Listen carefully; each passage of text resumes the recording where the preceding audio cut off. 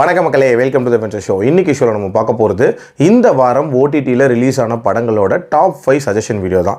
இந்த வாரம் ஏகப்பட்ட படங்கள் ரிலீஸ் ஆயிருக்கு அப்படின்னு சொல்லலாம். அதில் ஒரு 5 படங்கள் தான் நான் இப்போ சஜஸ்ட் பண்ண போகிறேன். 5மே தமிழ் டப்பிங்கோட இருக்கக்கூடிய படங்கள் தான். ஆக்சுவலாக ஃபஸ்ட்டு நம்ம லிஸ்ட்டில் இருக்கக்கூடிய படம் பொகோட்டான்ற ஒரு கொரியன் மூவி.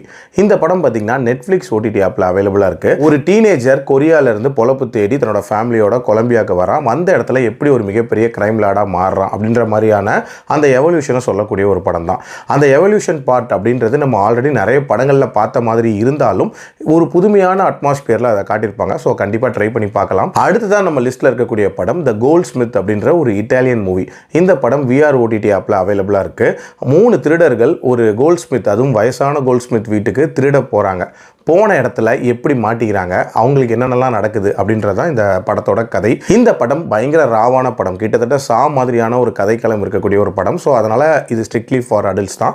அடுத்ததான் நம்ம லிஸ்ட்டில் இருக்கக்கூடிய படம் தி மேத்தா பாய்ஸ் அப்படின்ற ஒரு ஹிந்தி மூவி. இந்த படம் அமேசான் பிரைமில் தமிழ் டப்பிங்கோட அவைலபிளாக இருக்குது. ஒரு மெக்கானிக்கல் லைஃப் வாழக்கூடிய ஒரு ஆர்கிடெக்ட் கொஞ்ச நாட்கள் தன்னோட அப்பாவோட வாழ்கிற மாதிரியான ஒரு சிச்சுவேஷன் அமையுது. ஸோ அப்போ நடக்கக்கூடிய சம்பவங்கள் அப்படின்ற மாதிரி கொண்டு போயிருப்பாங்க.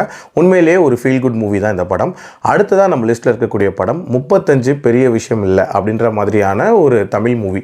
இந்த படம் ஆக்சுவலாக தெலுங்கில் வந்த ஒரு படம். இப்போ தமிழ் டப்பிங்கோட சன் நெக்ஸ்ட்டில் அவைலபிளாக இருக்குது. 35 மார்க் எடுக்கிறதுக்காக போராடக்கூடிய ஒரு சின்ன பையனோட கதை அப்படின்ற மாதிரி காட்டியிருப்பாங்க. ஃபேமிலியாக பார்க்குற மாதிரியான ஒரு கதையாக இந்த படம் அமைஞ்சிருந்துச்சு. உண்மையிலேயே நீட்டான ஒரு படம். லாஸ்ட்டாக நம்ம லிஸ்ட்டில் இருக்கிறது ஒரு docu series, the greatest rivalry India vs Pakistan அப்படின்ற ஒரு டாக்கு சீரிஸ். இந்த சீரிஸ் வந்து நெட்ஃப்ளிக்ஸில் அவைலபிளாக இருக்குது.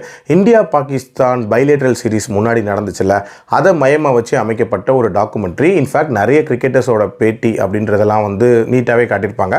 கண்டிப்பாக இதுவும் ட்ரை பண்ணி பார்க்கலாம். இதெல்லாம் தான் இந்த வாரத்தோட என்னோட சஜஷன்ஸ். இதை தவிர வேறு ஏதாவது படங்கள் இருந்தாலும் கண்டிப்பாக கமெண்ட்டில் பதிவு பண்ணுங்கள். மீண்டும் அடுத்த விமர்சனத்தில் சந்திக்கிறேன். நன்றி, வணக்கம்.